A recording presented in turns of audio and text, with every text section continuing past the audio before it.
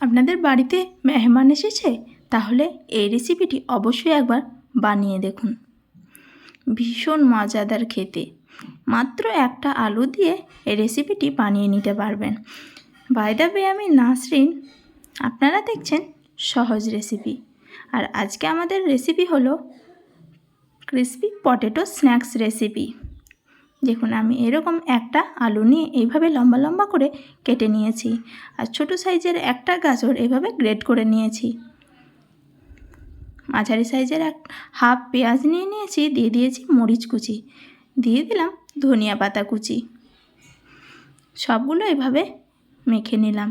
তারপর আমি দিয়ে দিলাম 3 চামচ মতো ময়দা, তারপর দিলাম 3 চামচ কর্নফ্লাওয়ার, দিয়ে দিলাম ছোটো চামচের 1 চামচ গোলমরিচের গুঁড়া, তারপর দিলাম 1 চা চামচ ম্যাগি মশলা, দিয়ে দিলাম ছোটো চামচের 1 চামচ চাট মশলা। এই মশলাগুলো দেওয়ার কারণে এটা খেতে ভীষণ সুন্দর লাগে। তারপর দিয়ে দিলাম স্বাদ মতো লবণ। এই লবণটা দিলে এমনি আলু থেকে জল একটু একটু করে বেরিয়ে আসবে। দেখুন, আমি হাতের সাহায্যে এভাবে ভালো করে মেখে নিয়েছি। আর বলে রাখি, যারা আপনারা আমাদের চ্যানেলে নতুন, তারা তাড়াতাড়ি আমার চ্যানেলটিকে সাবস্ক্রাইব করে দেবেন আর সব সময় আমার পাশে থাকবেন। দেখুন, আমি কড়াই চাপিয়ে দিয়ে দিলাম সাদা তেল। তেলটা গরম হয়ে এলে দিয়ে দেব এই ক্রিসপি আলুগুলো। দেখুন, এভাবে আলুগুলো এই গোল গোল আকারে করে দিয়ে দেব। মিডিয়াম আঁচে এভাবে ভালো করে উল্টে পাল্টে ভেজে নেব।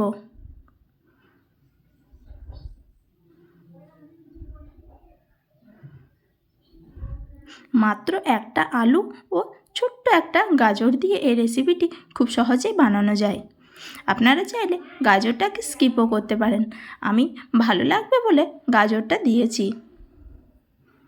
দেখুন, দেখে কত সুন্দর লাগছে। এরকম বাদামি বাদামি কালার আসা পর্যন্ত এগুলোকে ভেজে আমরা ভালো করে বাদামি কালার করে তুলে নেব।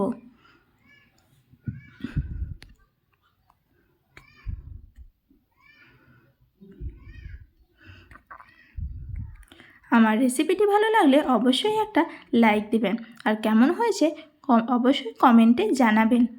আর আপনারা যদি আমার চ্যানেলে নতুন হয়ে থাকেন, চ্যানেলটিকে সাবস্ক্রাইব করে পাশে থাকা বেল আইকনটি ক্লিক করে দিবেন, যাতে আমার এরকম আরও নতুন নতুন ভিডিও আপনাদের কাছে সবার আগে পৌঁছে যায়।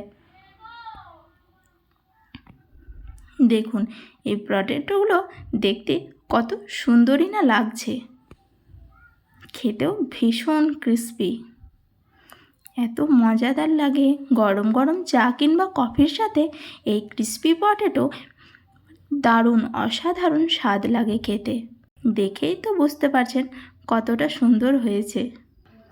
বাড়িতে মেহমান এলে এরকম রেসিপি বানিয়ে দেবেন, তারাও খেয়ে ভীষণ খুশি হয়ে যাবে। আমি আমার ভিডিও এখানেই শেষ করলাম।